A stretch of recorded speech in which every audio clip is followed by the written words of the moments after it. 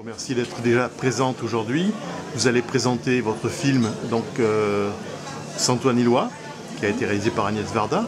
Succès public, mais aussi au niveau de tous les critiques du cinéma. Vous savez, Agnès Varda est une des grandes cinéastes françaises. Elle est, qu'on appelait la grand-mère de la nouvelle vague dans les dernières années. Et donc, moi j'ai accepté ce film sans même lui demander le scénario. D'abord, il n'y en avait pas de scénario parce qu'elle ne savait pas très bien quel film elle allait faire.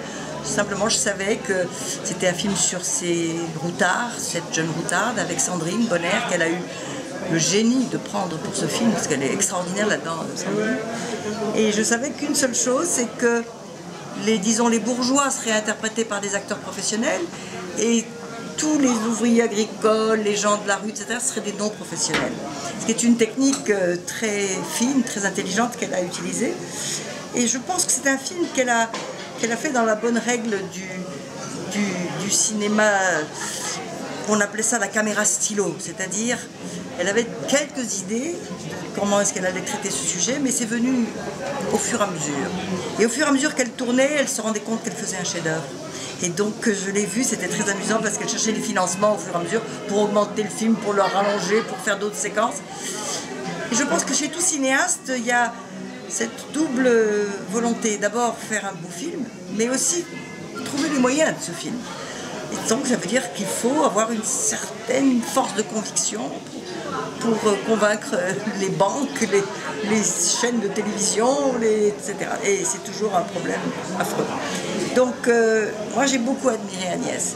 C'était une femme difficile, hein, pas commode. Hein. Elle a un peu torturé cette pauvre Sandrine Bonner pendant le film, mais pour la bonne cause, pour le film, parce que c'était l'histoire d'une fille qui est justement une rebelle, une fille qui n'arrive pas à s'inscrire dans la société.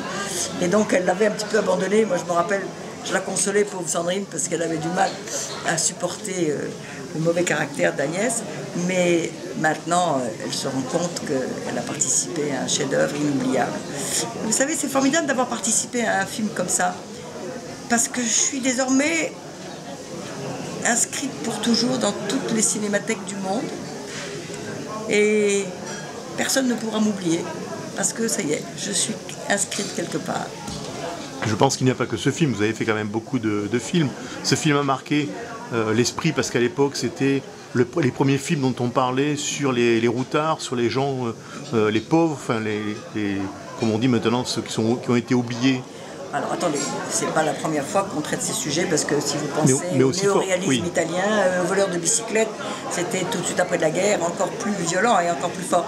C'est-à-dire, je pense que les cinéastes ne peuvent pas ne pas se pencher sur les malheurs de la société, les travers de la société. Donc c'est la fonction d'un cinéaste, à mon avis.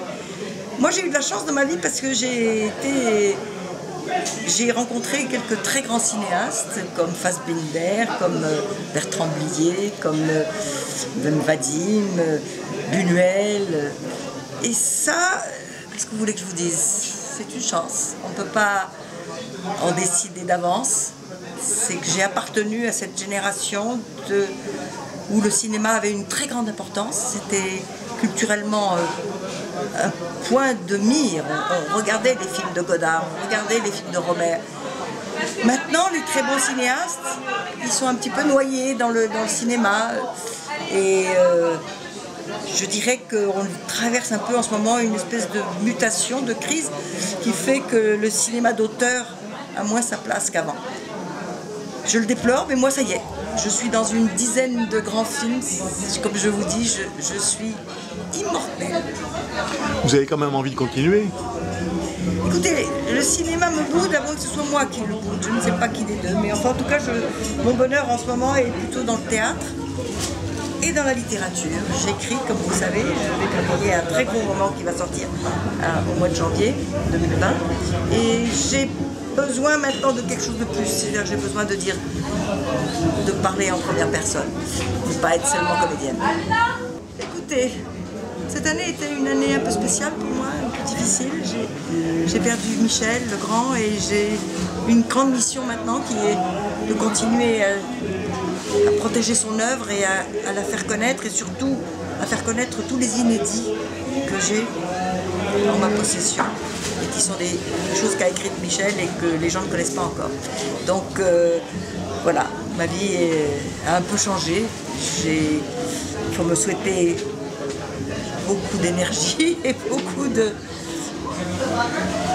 de tous ceux qui ont aimé Michel Legrand et qui aiment encore sa musique. Voilà. Merci beaucoup. Merci.